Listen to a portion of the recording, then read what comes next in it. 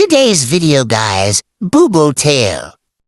And Malakas at eco-friendly na brushless fan. Gamit ang dati natin 220 volt electric fan, magiging 12 volt na makakatulong para makatipid tayo ng todo sa kuryente.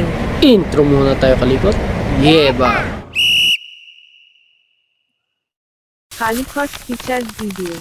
Yung kalikot, meron na tayong thinking brushless. Brushless at isang controller.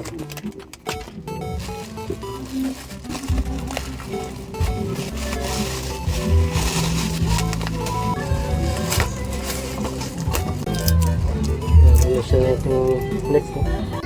Brushless to, kaya malaki. Hindi katulad ng brush type, maliit lang. Siya kasama. Gear. Kasama na rin sa controller. Kakasama na. Controller. May cord. Yung sa swing gear. Tapos yung ating brushless na motor. Meanwhile, name the slot inga pala ito may for pin sa motor dot at 3-pin naman sa controller.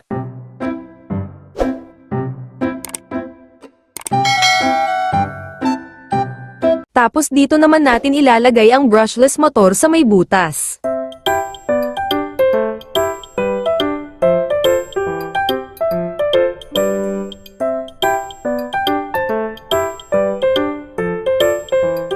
Mga binili natin. Banana type. Tapos yung cover. Mga screw. Tapos meron tayong bakal.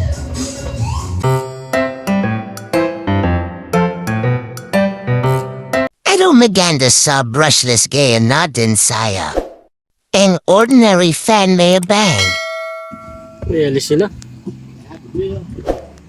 Kaya kabit na lang ng kabit. O di ba mas madali? Ang ginawa lang natin. Wala pang bahay. Kasi dito, hindi pa natin na-fix. Yung swing niya. Ano yung binuo natin? Brushless versus brush. Yung ating luma. Kinumbert lang natin ito. Mas malakas siya.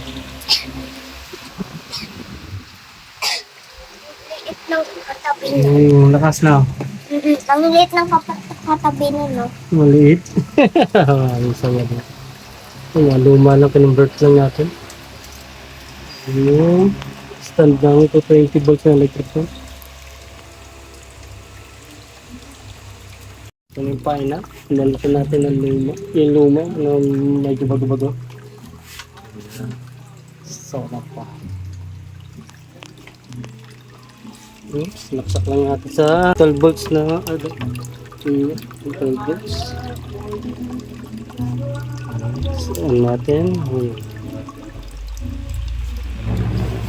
Yes niya.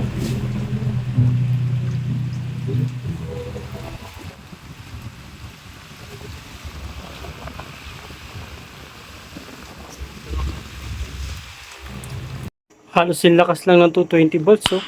Nice. Sana natin kasama si Maggie.